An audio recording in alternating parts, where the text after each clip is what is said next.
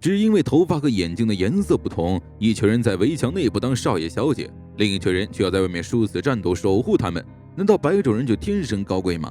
这份高贵自然不是天生的，而且是完完全全一场骗局。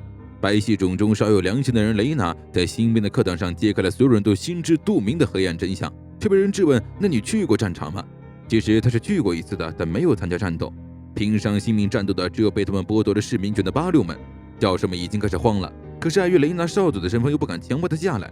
其实雷娜只是想能叫醒一个新兵是一个。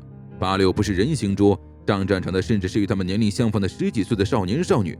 在他们无忧无虑吃喝玩乐的时候，那些战士们却得和敌人殊死战斗。他诉说着，呼吁着，呼喊着。此时此刻，阳光倾洒进了雷娜的身上，镀了层光芒。新兵们不再嘲讽和发问，或许真的会有那么一两个愿意把话听进去的呢。而阿涅塔听说后却很为他担心，怕他因为这件事受到处分。殊不知雷娜只是借着课堂告诉舒夫自己的想法。阿涅塔又问了雷娜关于那位传说中送葬人的事情。雷娜对他的评价非常高，他们每晚都会通话，甚至会聊一些工作以外的私人话题。而在他说这句话的时候，机器检测到雷娜的心率突然上升。晚上，先和莱登讨论了一下白金的战斗，都知道雷娜起码是在战斗中的指挥还是很专业的，虽然露出一副优等生的模样，很令人作呕就是了。不过到底能跟他们一起走多远呢？只是下面有队友喊星爷来几枪，星爷当即掏出手枪，嗖把瓶子全打倒了，甚至不需要站起来，这让其他人感觉非常挫败。结果雷娜突然发来通讯，气氛瞬间僵硬了起来。看得出来，大家都很不爽这位大小姐浪费他们开心玩闹的时间，只有星爷不得不应付。这次是雷娜发现星爷的报告书每次都一样，希望他以后能认真对待。星爷表示自己不擅长书面报告。旁边有人补充，毕竟收容所里可没有学校。结果一个女孩子不小心暴露了星爷并非不擅长，只是觉得麻烦。于是可怜的送葬人以后除了应付雷娜以外，又多了一个写报告的任务。今天阳光开朗，大男孩诱人带了头野猪回来，把猫猫都吓得炸毛。都市少年塞欧特和老好人戴亚都不想大理寺的恶趣味。有人记得今天是安琪做饭，环顾四周却没看到安琪的身影。暗恋安琪的戴亚告诉他，安琪今天负责洗衣服，其他女孩子也都去了，他们一大早就去了。现在都快中午了，衣服肯定已经洗完。有人和塞欧特对视一眼，瞬间明白了对方的想法。现在的河边是他们男人的天国呀！没错，女孩子们肯定在玩水。戴亚赶忙阻止他们，塞欧特只能勉为其难地表示他是不会看安琪的。即便如此，他也不会加入他们，毕竟他们可是重要的伙伴呀。然而镜头一转，他还是出现在了偷窥的队伍中。女孩子们也果然是在玩水。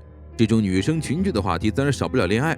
大家都知道红发少女雷娜喜欢星爷，便各种调戏她。看他不肯承认，凯就表示如果没人喜欢的话，那他就下手了。不如今天晚上就进行东方传统的夜射吧。看到雷娜无与伦次的解释，其他女孩都忍不住直呼可爱。美少女们只穿着背心在河里玩水，岸边充满了欢声笑语。嘴上说不要的戴亚看的也最起劲儿，甚至不让塞欧特和诱人看。三人之间，戴亚不小心摔了出去，一抬头看到女孩子们全都冲自己举枪，赶紧举着投降。虽然后来枪会成了石头，可怜的戴亚还是挨了狂风骤雨般的攻击。最重要的是，安琪拿着皮带走了过来。等等，这对于他来说根本就是奖励吧？当然，另外两个人也没能幸免。不过这两人比较机智，三两句话就把话题引到了克雷娜喜欢星爷上。克雷娜又被羞得不知所措，怪不得大家都喜欢逗她，这反应也太可爱了。三个男生也跟着哈哈笑，不笑还好，一笑立刻把女生的注意力拉了回来，问他们到底要问什么。戴奥特和友人同时看向戴亚，戴亚灵机了一动，问了最不该问的问题：夜这是啥呀？然后又挨了一波攻击，三人连滚带爬的逃走了。克雷娜更是笑得浑身止不住颤抖。然而到了晚上，气氛瞬间变了，克雷娜直接摘下耳机离开客厅。那边的雷娜不解地问到底发生了什么事。星爷随便找结果说有老鼠。大家追上去想安慰克雷娜，克雷娜却已经烦得不行。晚饭之后，明明是能够大家一起度过的宝贵时间，凭什么那个女人每晚都要占用？说不定他们明天就会有人死啊！大家只能是再忍忍。根据之前那指挥官的尿性，大概用不了多久，这位公主大人就不会再打过来了。克雷娜一天都忍不了了，希望星爷能直接毁了雷娜。听到这话，大爷有些生气，毕竟星爷也不是因为自己愿意才毁掉之前的指挥官的。克雷娜意识到自己太过激了，可她无法原谅白系种。他的爸爸妈妈被那些人当成靶子一样的射杀，在他眼中，白猪都是渣子。平复完心情后，克雷娜回到了客厅，星爷拍了拍他的身边，示意他坐这里。猫猫也从他腿上跳到了克雷娜怀里。其他人有一嘴没嘴的应付着雷娜。雷娜对这边发生的事一无所知，听什么都觉得稀罕。聊了一段往事之后，大家开怀大笑。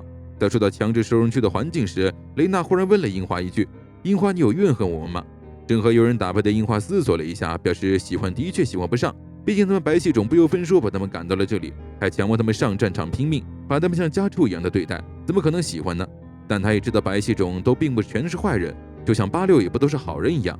因为樱花在86中也算少有的人种，在收容所和之前的部队里遭遇过不少的事情。虽然他本人没有遇到过白皙种类的好人，不过同伴中有遇到过的。说着看向了赛欧特。总之，樱花不会因为雷娜是白皙种而怨恨他。雷娜听到这个回答很开心，还说要感谢那些人。赛欧特的表情就带着沉重和愤怒。接下来轮到樱花问雷娜问题了。雷娜和阿涅塔正在满是灰尘的图书馆里寻找地图。雷娜想为战士们做些力所能及的事情。她很好奇先锋队为什么会得知军团来袭的时机，因为每次都非常及时的进入战斗准备，所以半个月以来零伤亡。就在这时，阿妮塔拽下了一份地图，正是雷娜需要的。一到晚上就迫不及待连接了通讯，刚准备聊正事，就听见这边传来的猫叫声。雷娜也是这时候才知道，他们居然在宿舍里养着猫。她一边听他们闲聊，一边做着自己的工作。直到樱花说也有问题想问她，你为什么这么在意我们的事情呢？雷娜思索了片刻，还是将自己的经历告诉了他们。他曾经在战场上被位处理终端给救了。那个人对雷娜说，他们是在这个国家诞生并成长的共和国国民，为国而战是市民的义务也是荣耀，所以他们才会战斗。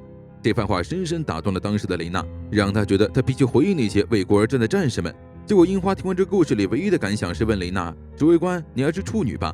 雷娜大惊失色，樱花则意识到自己的表达不太对，赶紧解释说，她说的是那种以世界处处鲜花盛开的女孩子，或者说怀抱着不曾受挫完美理想之类的。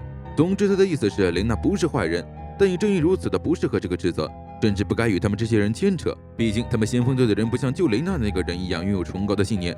樱花这么说也是好心劝雷娜离开，不然可能只有用不了多久，这位公主大人虚幻的理想就会破灭。然而雷娜并没有听劝，而在之后的指挥里更加卖力了，借助手边的地图给予战士们更加专业的命令，告诉樱花附近有个能隐匿的高台，射击范围会更广。樱花果然看到了高台，立刻转移了过去。那边和主攻队几乎完全处于相反的方向，很适合作为诱饵扰乱敌军，逐个进行击破。这个战术让大家难得称赞了他。琳娜当即表示之后会把地图传给他们，毕竟这些信息都是为了在战斗中活用而存在的。话音刚落，耳机里就传来战火声。就在这时，注意到樱花前进的方向有一个战车型，他有些不解，为什么这里会出现战车型机甲？刚想明白，就瞬间慌了起来，立刻伸手阻拦屏幕中前进的樱花，同时大喊那边不能去。然而已经晚了，那里是湿地，樱花和他的机甲一起陷了进去，再也无法动弹。耳机里也传来樱花的声音：“我不想死。”战斗结束后，雷娜又是用可怜巴巴的哭腔对战士们说着自责的话，自责自己没能早一点找到地图，其他人却没有心情应付他了。你难过啥呀？对你来说，一两只86无论怎么死，你一回家就能抛到脑后，然后开心的享用晚餐吧。平常那种哄哄大小姐的过家家陪她玩玩也无所谓，但他们现在可是失去了一个队友，谁还愿意配合她的伪善呢？雷娜不敢置信地听着赛欧特发泄一般的咒骂话语，虚幻的理想碎掉了。最后一击是赛欧特歇斯底里的怒吼，更何况你连我们真正的名字一次都没有问过，不是吗？